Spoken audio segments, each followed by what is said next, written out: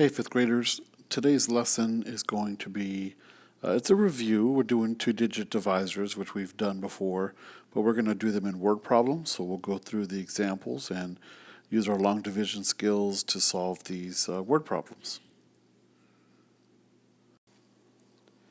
And here's our first word problem, even though it says number 3. It's actually our first problem.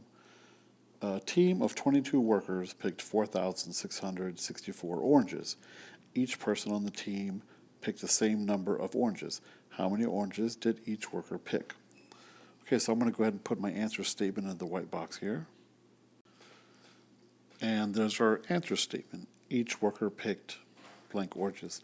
So it's important to write a answer statement because it helps us to answer the question, right? And when we're dealing with the word problem, all the word problems are going to end in a question. And here, I'll highlight it for you. It says, how many oranges did each worker pick? And I just turned that question into a statement and I left the blank there because that's what we're solving for. Okay, so a couple of things that are important to know on a word problem for division, especially. When you see the word each, that means one. So one person on the team picked the same number of oranges. So if each or if one person on the team picked the same number, how much did each or how much did one worker pick? So we have the information we need in this problem. We're trying to find out of 22 workers, they picked a total of 4,664.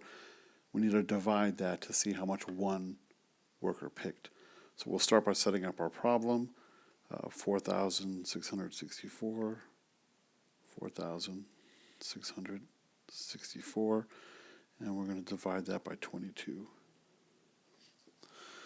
Okay, so I might have to move this down a little bit. Let me see. Let's erase that and move it down so we can have room, because we already know long division takes up a lot of room. So let's see if we can maybe move this down. There we go, put the word problem up here. So we have 4,664, and we're dividing that into groups of 22. And don't forget our steps on the side. Divide, multiply, subtract, and bring it down. So let's do the division part first, or the divide part first, by figuring out, since we have two digits in our divisor, we have to figure out those two digits, how many groups are in this number. So each place value here has to have a digit on top. So I'll put the lines up here so we can see that there has to be some digit in each of these. So we'll have 22, and we'll see if 22 can go into 4. So what I mean by that is how many groups of 22 are in 4. We know there are 0 groups of 22 and 4. And instead of, instead of multiplying down and doing all the steps, since I have a 0 up top, I can just go to the next one. So instead of 22, now we're going to add a digit and make this 46. So how many groups of 22 are in 46? One of the methods we learned last week of guess and check works really well, especially if you leave your math on the paper, because that problem might, that multiplication problem for the guess and check might be something you use in the future. So let's do a guess and check with 22 and how many groups are in 46. I'm going to go low because I don't think it's going to be very high. So we'll do 22 times 2. There it is. And 2 times 2 is 4. And 2 times 2 is 4. That's pretty good. 44. I think that's the right answer, because remember, when I'm checking my groups of, I don't want to go above the 46. I have to stay below it. So there are 2 groups. So I can put a 2 up here, because there are 2 groups of 22 and 46. That is my division part. I did my multiplication part because I multiplied 22 times 4. Now I can do my subtracting part. So I have 44 down here. And I'll write that right underneath the digits. I'll subtract that 44.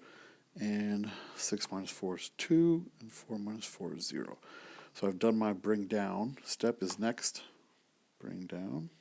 I've done my subtraction. Now is the bring down. So the 6, which is the next digit, because remember, I'm going kind of down the line from left to right up here. And now I have the next blank, so I have to bring that 6 down.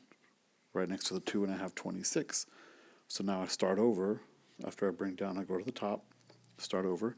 How many groups of 22 are in 26? That's an easy one. I can tell that there's only one group of 22 in there. So I do my D, which is also groups of, right? The division can also be groups of. How many groups of 22 are in 26? And I said 1. So now I do my multiply.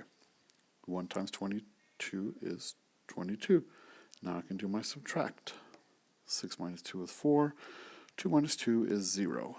So now I bring down. The next digit in line is the 4 here, so I bring the 4 all the way down. And I've already done this. Remember what I said, that sometimes these groups can really, your guess and check really helps out because we've already done to see how many groups of 22 are in 44. And we've already said that there's 2 groups. So I don't have to redo that math. I've already done it. 2 groups of 22 is 44. I subtract, I'm left with 0. And I have nothing else to bring down, so my answer is 212. It's just got lines all over it. 212. Okay, 212. So if I go back to my word problem, each worker picked 212 oranges. Now the most crucial step for doing division is checking your work, and you check it with multiplication. So if I take 212 and I multiply that, because that's what one worker makes, right? One worker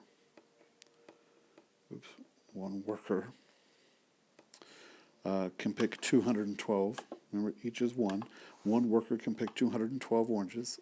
So if I had 22 workers, I should get the same number of 4,664.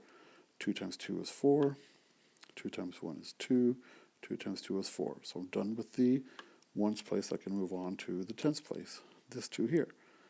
And again, remember, if you see duplicate numbers, you know that they're going to be the same. So I know that 2 times 2 is still going to be 4. Oops. Oh, man, guess what? We almost forgot. Somebody needs to show up to work here. It's a good thing I caught that, because he would be very upset if we didn't let Bob come to work to hold this place value. Sorry, Bob.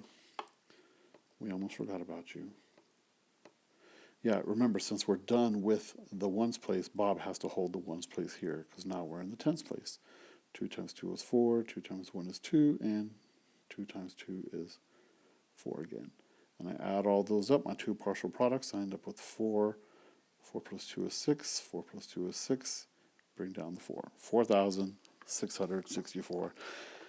And that's why it's called long division. All right, good work on that one, guys. Let's go to the next one. Okay, here's our next example. At a book warehouse, each box can hold 36 books. Today, 4,608 books were packed in boxes. How many boxes were used? Well, let's go ahead and put our answer statement in. All right, so there's our answer statement. Should say blank. Let's see if we can put a blank there. Blank boxes were used. So at a warehouse, at a book warehouse, they have boxes that can hold 36 books. So just, picture a box, and then there's 36 books you can put in there. Today, they had 4,608 books were packed. So if there's 36 in one, how many boxes were used? Okay, so I'll have to take this 4,608. Oops, that's a terrible 6. 4,608. And I'm going to divide that into groups of 36 to tell me how many boxes were used. Same steps we used in the first one. We have a 2-digit divisor here, so we're going to do our divide, multiply, subtract, and bring it down. How many groups of 36 are in 4? There's 0.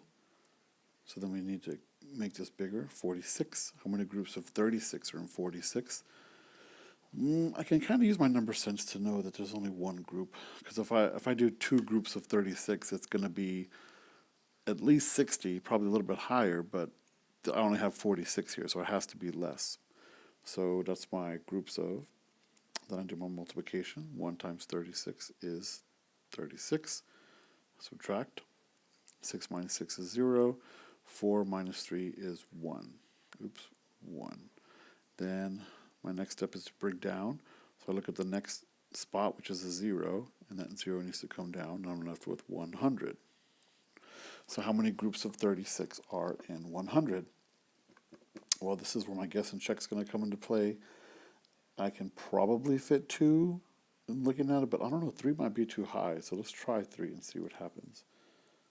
36 times 3. I think this might be too much. 3 times 6 is 18. Regroup the 1. 3 times 3 is 9. Plus 1 is 10. Yeah, that's 108. So it can't be 3. So I know that it has to be 2. 2 groups of 36. So I need to do that math as well. Let's put it over here. 36 times 3 was too much. Let's do 36 times 2. 2 times 6 is 12. 3 times 2 is 6 plus 1, 72. So I have 72. So if I put 2 groups of 36, I can multiply and get 72. I can subtract that.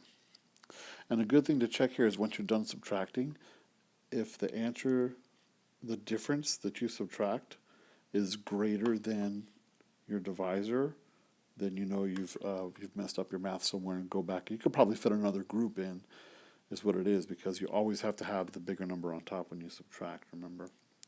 So 100 minus 72. Okay, so regroup this as a 0, this will be 9, and this will be 10.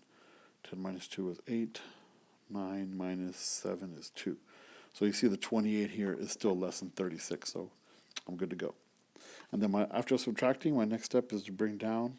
Now it's got to come a long way down here. 288. All right. So how many groups of 36 are in 288? Well, I only have a 1 and 2, so I know it's going to be higher than 2. We tried 3. What did we get for 3? We got 108. So we could probably go higher. I would say let's try 5. 4 I don't think will be enough. 5 might be close. So let's move over this way and we'll try 5. 36 times 5, and we'll see if 5 groups is enough. 5 times 6 is 30. 5 times 3 is 15. It's 18. Ooh, not quite. I need to go higher, right? So I know going 6 is probably not going to get me there, so maybe I should try. Let's just go all the way to 8. Right, that's why it's called guess and check. I'm guessing it might be 8, and now I'm going to check it. 6 times 8 is 48. 8 times 3 is 24, plus 4 is 28. Oh, wow, look at that. I guessed perfectly, so it is 8 groups. So I come back up here, 8 groups of 36. That's going to equal, I just did the math, so it is, where's my eraser? I just did the math, and that is 288. Subtract, left with 0, nothing to bring down, so my answer is 128. So before I put it in here, let me do my check. I'm saying that 128 times 36 should equal 4,608. So let's do some multiplication here and see if we're right.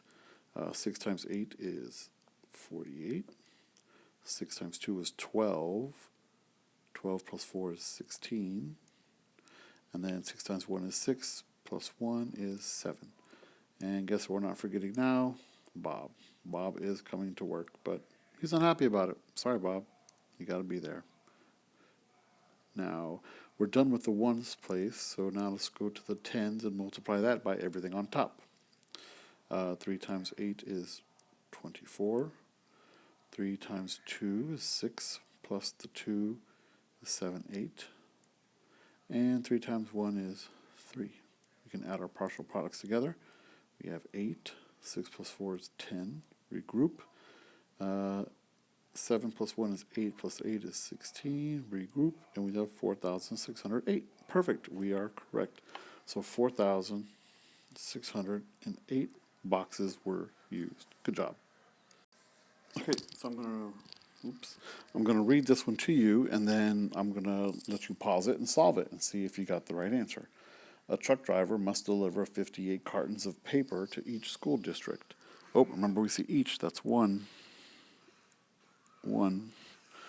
The driver's truck can hold 240 cartons of paper at one time.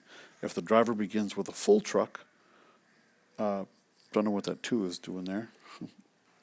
Get that out. About how many schools can he deliver paper in one trip? So he has 240 cartons of paper at one time, and he must deliver 58 cartons to each school. So to me, that, well, let's do our answer statement. About how many schools can he deliver in one trip? Okay, so there is your answer statement. He can deliver to blank schools in one trip. So before I let you go to pause the video and solve this, remember that you're looking at some key words here. I'll highlight it right now. About. About how many schools can he deliver paper to in one trip. So you have numbers that might need rounded. You can look for numbers that are compatible, that are like a multiplication fact. But just remember that you are rounding because it says about. And remember the rule, round first, then solve. Hey, it's in the highlighter. Round first, then solve. And here's one more hint. Probably don't need to round the 240. Just saying. Good luck. Okay, did you guys get it? Did you round the 58 to 60? And did you leave the 240 alone and just put 240 divided by 60? Because if you did that, then you can see that we can use the rule of the zeros, right? We can get rid of shared zeros, and we end up with 24 divided by 6, which equals 4. So he can deliver to 4 schools in one trip. That was easy. Next one, please. Five Star Farm purchased 2,400 apple trees. If 80 trees can be planted on each acre of land, how many acres will be needed to plant all the trees? See if I can write this answer statement out. How many acres will be needed to plant all the trees? So I'm going to take this question and make it into a statement.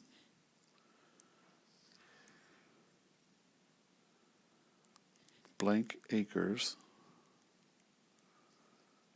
will need to be planted. Oh, will be needed. Will be needed to plant all the trees. So I'm going to let you pause this and solve it again. This one appears to already have a lot of the work done for you, so it should be pretty easy. I'll pause and let you figure that out. All right, 5th graders, so did you use this strategy of taking shared zeros away and rewriting the problem? We have a shared 0 here, 1 and 2, so we end up with 240 divided by 8. And then we can take the non-zero numbers, 24, divide by that terrible-looking 8, and that is 3. And then we have the 0, which that one was not shared, so it has to be added to our answer. And we have 30. He'll need 30 acres to plant all the trees. Okay, last one. Okay, so we have Mr. West. He gave his 11 grandchildren, that's a lot of grandkids. He gave his 11 grandchildren $128 toward a trip to a museum. If the grandchildren shared the money equally, about how much money did each child receive? Okay, so I'll let you solve this one as well. I will put the answer statement on here, though. Each child, let's see if I can write this one neater. Each child will receive blank money. Just put dollars, blank dollars. Okay, so I'm just going to throw this hint out there because otherwise you'll be dealing with a lot of numbers you're not sure what to do with. This word right there, about. All right, good luck. Okay, so remember, if you're rounding numbers, when you're dealing with about and you're estimating, you always round first and then solve. So I took that 11 and I made it into a 10, rounded it to a 10. It's closer to 10 than 20. And then the 128, I had a choice. I could have made that down to 100 because it is closer to 100 than 200. But since I do have a 2 here, I decided to round it, instead of doing it to 100, to 120 or 130. I rounded it to 130. Because I figured if I have a 10 here, as long as I have a second number with a 0 in it, I should be fine. So I could round it to 100, and each child could get, well, you know what, let's do both of them and see. So let's say I round it to 100. That's 10 divided by 100. That's a math fact. I know that. That's 10. 10 times 10 is 100. So each child will receive about $10. Okay. And if I rounded that 128 to 130, what would that look like? 10 divided by 130. Well, I could use my strategy of getting rid of shared zeros. And then I end up, I might have to rewrite that to put the 13 in front, huh? I have 13 divided by 1, which is 13. So I could have about $10 or about $13. And those are reasonable because they're pretty close numbers. So each child received between $10 to $13. Great job, guys.